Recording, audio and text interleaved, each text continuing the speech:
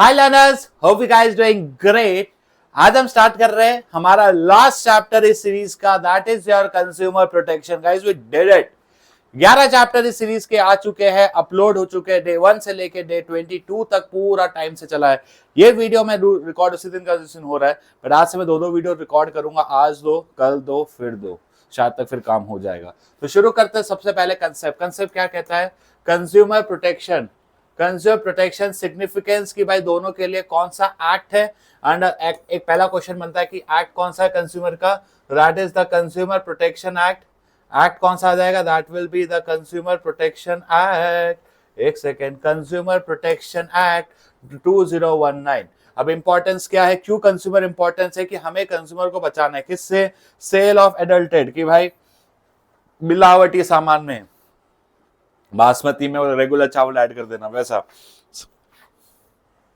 ठीक है। Cell of counterfeit goods, कि भाई आप उसको 1 लीटर की जगह 500 ml दे रहे हो। सेल ऑफ सब स्टैंडर्ड, कि भाई क्वालिटी के प्रोडक्ट्स नहीं दे रहे, उससे बचाना जरूर। सेल ऑफ डुप्लीकेट, आप ओरिजिनल नाइकी की जगह नाइकी दे रहे हो। Use of malfunctioning weights, कि मैंने आपको बताया ना 1 लीटर का 500 ml।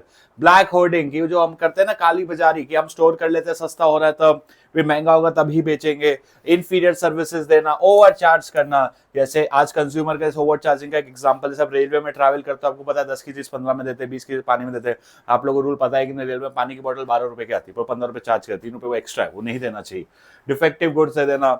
एडवर्टाइजमेंट, कि भाई लड़के ने परफ्यूम लगाया तो क्या उसकी जिंदगी बदल सकती है? हाँ, कईयों की बदलती है, कई की नहीं भी बदलती। अब नेक्स्ट है इंपॉर्टेंस फ्रॉम कंज्यूमर। क्यों कंज्यूमर इंपॉर्टेंस है? तो सबसे पहला that is the consumer ignorance. हाँ, जो हमारा कंज्यूमर होता है कहीं ना कहीं, एक सेकेंड, ये जो हमारा कंज्यूमर होता है ना, बहुत ही ज्यादा इग्नोरेंट होता है। इनको मालूम ही नहीं उनके राइट्स क्या है। भैया ठीक है ना, एक बार लूट लिया तो लूट लिया, 2 बार लूट लिया तो लूट लिया, क्या ही फर्क पड़ जाएगा। नेक्स्ट है अनऑर्गेनाइज कंज्यूमर। कंज्यूमर को पता है, अब छोटा कंज्यूमर, हर कोई कंज्यूमर का 2 रुपए 2 रुपए 2 रुपए 2 रुपए, जैसे बत्ती गुल मीटर चालू में था 10, हर कंज्यूमर से 10 पैसे ही तो ले रहे हो। If you're charging only 10 पैसास from each consumer, what will matters to लाखों का कंज्यूमर? लेकिन लाखों का साल का करोड़ों रुपए छाप लेते हो आप, तो ये गलत है। वाइड एक्सप्लॉइटेशन, की भाई आज के डेट में कंज्यूमर को एक्सप्लॉइट किया जाता है, गलत पैसे लिए जाते हैं, गलत सामान दिया जाता है, तो जरूरी है। अब भाई एक बिजनेस के पॉइंट ऑफ व्यू से कंज्यूमर प्रोटेक्शन क्यों इंपॉर्टेंट है? सबसे पहले है needs and wants. Satisfied customer leads to repeat sales, provide good feedback. भाई जो कस्टमर सैटिस्फाइड होगा ना, वो ही फिर से आपकी दुकान में आके सामान खरीदने वाला। अगर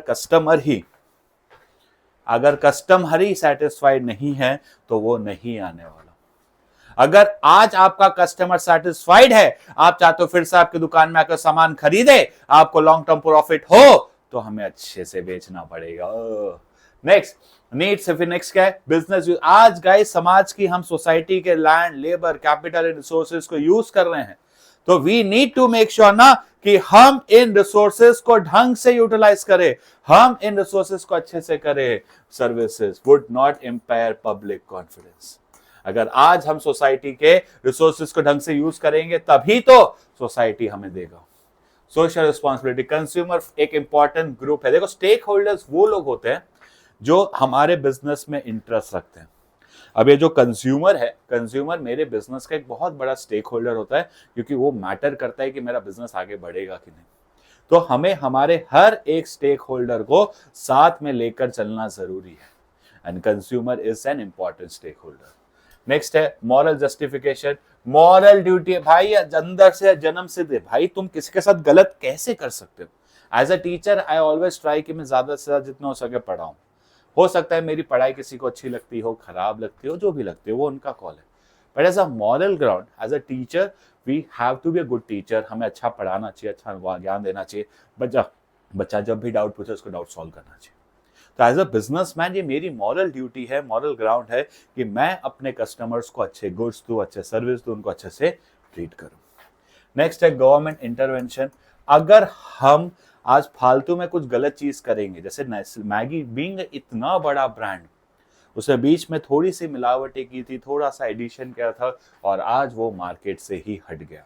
हमें हमारे कस्टमर्स को बिल्कुल भी एक्सप्लॉइट नहीं करना है। So who is a consumer? Consumer कौन होता है? Under the consumer protection act 2019 एक कंज्यूमर वो होता है जो गुड्स को खरीद रहा है, या तो उसने उसके पैसे दे दिए हैं या वादा किया है कि सर मैं आगे जाके दे दूंगा, या दोनों आधा आधा, पार्शियली पेड पार्शियली प्रॉमिस्ड कि सर 10,000 की चीज है, 5,000 अभी ले लो, 5,000 बाद में ले लेना, या सर एक लास्ट है 10,000 की चीज है, अब मुझसे हर महीने 2-2 हजार ले लेना ना 5 महीने, तो इसको बोलेंगे under the scheme of deferred payment. तो 4 चीजें, either we had paid, either we has promised, either we has partly paid or partly promised or under the scheme of deferred payment। ये चीज याद रखना।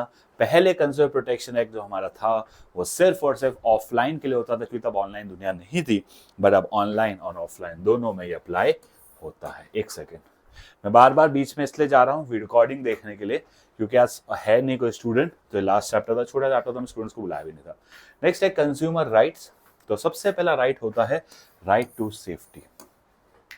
हमें हमारे कंज्यूमर को अधिकार है कि जो भी हजार्डियस, जो भी डेंजरस गुड्स है हम उन्हें उससे बचाएं, कि हम उनको सब स्टैंडर्ड गुड्स ना दें। हमें सिर्फ और सिर्फ standardise good, ISI mark, hallmark, जो भी हमारे मार्क वाले होते हैं, जो भी सब स्टैंडर्डाइज मार्क्स है, उसी वाले गुड्स हम उन्हें दें। नेक्स्ट है राइट टू बी इन्फॉर्म्ड। हमारे कंज्यूमर को मार्केट में जो भी प्रोडक्ट है, जो भी सर्विस है, उसके बारे में सारी जानकारी, सारी इंफॉर्मेशन पता होनी चाहिए। आज अगर कोई सब्सक्रिप्शन लेता है, या फॉर एग्जांपल आपकी दुकान में जाके एक शर्ट खरीदते, तो आपको जानने का हक है वो शर्ट कौन सा है, कौन सी कंपनी का है, क्या ब्रांड का है, क्या प्राइस है, कब बना था। You have all the rights to acquire regarding the product. उस प्रोडक्ट, उस सर्विस के रिलेटेड आप सारी चीजें अच्छे से जान सकते हो। That is right to be informed about the product जो आप इंटेंड कर रहे हो। नेक्स्ट है right to be assured. Right to be assured मतलब आपके पास राइट है चुनने का। सर अगर आप सामने 6 मोबाइल पड़े, आप सामने वाले को फोर्स नहीं कर सकते कि आपको एप्पल ही लेना पड़ेगा, या सैमसंग ही लेना पड़ेगा, या नोकिया ही लेना पड़ेगा। ये सामने वाले की चॉइस है, ये सामने वाले का राइट है कि वो डिसाइड करे कि उसे कौन से कंपनी का प्रोडक्ट खरीदना है। एज अ फ्रीडम प्रोडक्ट, कि इन सारे प्रोडक्ट में से आपको जो प्रोडक्ट सही लग रहा है, जो प्रोडक्ट अच्छा लग रहा है, आप उसको चुन सकते हो।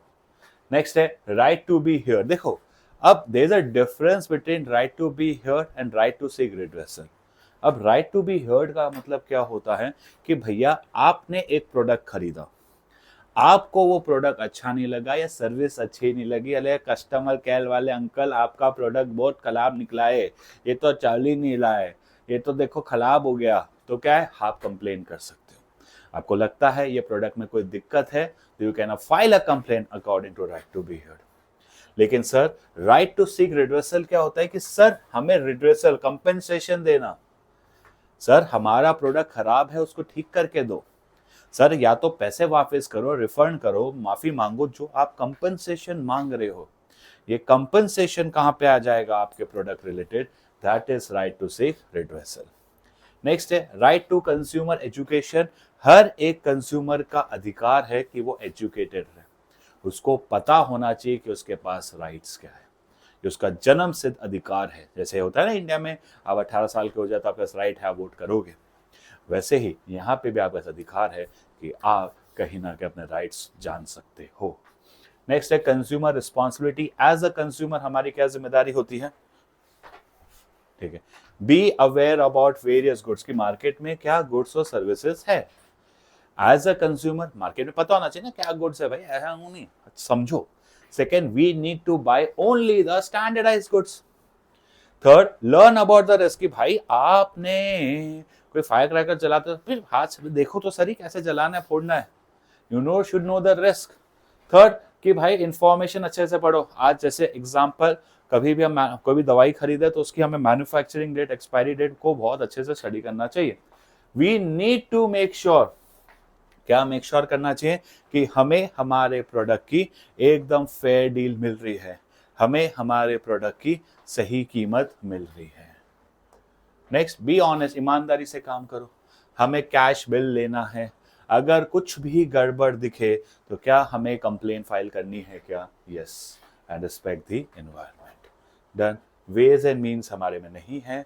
फिर लास्ट है रिड्रेसल एजेंसी, से बहुत इंपॉर्टेंट है। 3 तरीके की रिड्रेसल एजेंसी होती है। 3 रिड्रेसल एजेंसी होती है, एक होता है डिस्ट्रिक्ट, एक होता है स्टेट। सिंपल है, अगर मेरा compensation amount is up to 1 crore तो हम यहाँ जाएंगे। अगर हम पहले जब दोनों, सपोज मैंने किसी से गुड खरीदा, वो 10 लाख रुपए का था, कार डिफेक्ट हो गया, तो मैं उसको बोलूंगा भाई दिक्कत है, तो अब डिस्ट्रिक्ट कोर्ट में हम जाएंगे, केस करेंगे। अब डिस्ट्रिक्ट कोर्ट बोलेगा कि भाई पहले आपस में सेटलमेंट कर लो, ठीक है, कि settlement dispute with in 5 days, 5 दिन के अंदर सेटलमेंट कर लो। लेकिन फिर भी हम सेटलमेंट नहीं करते तो कोर्ट में केस चलेगा, दुकान बंद होगी, वो उसकी सैंपल टेस्टिंग होगी, फिर उसके बाद जजमेंट आएगा, ठीक है। अगर मैं उस फैसले, अब वो फैसला मेरे खिलाफ गया, बोले वो रेस्टोरेंट वाला सही था, आप गलत, तो अब डिस्ट्रिक्ट में हार जाते तो पिक्चर में दिखाते थे, हम जाते स्टेट। यहां पे हम डिस्ट्रिक्ट में हार गए तो हम जाएंगे स्टेट कमीशन के पास, लेकिन कितने दिन में? With in 45 days. डिस्ट्रिक्ट से हम स्टेट के पास कितने दिन में जाते हैं? हम जाएंगे विद इन 45 डेज। भाई डिस्ट्रिक्ट से हम खुश नहीं है, अब हमें केस कहां करना है? स्टेट में, विद इन 45 डेज।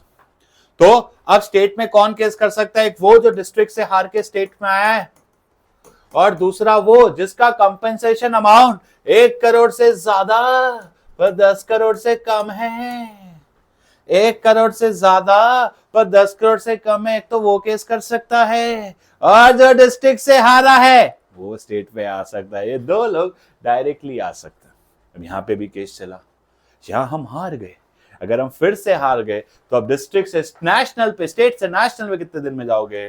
30 दिन, ठीक है। याद रखना, डिस्ट्रिक्ट से स्टेट 45 डेज और स्टेट से नेशनल 30 डेज।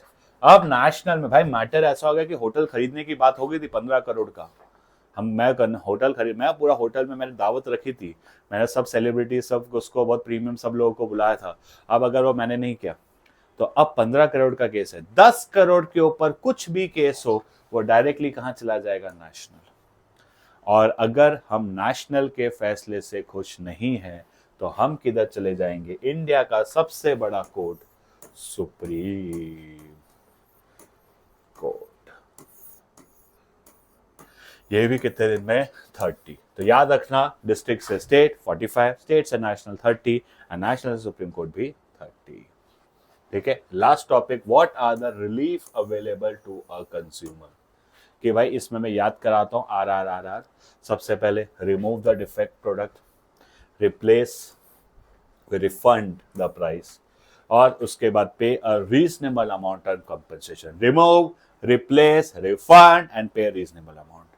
फिर एक है हमारे हजार्डियस गुड्स, कि भाई उसको ऑफर नहीं करना है बेचने के लिए, अगर ऑफर भी कर रहे हो, फिर भी कर रहे हो, तो मार्केट से गुड्स को निकाल लो, डिसकंटिन्यू।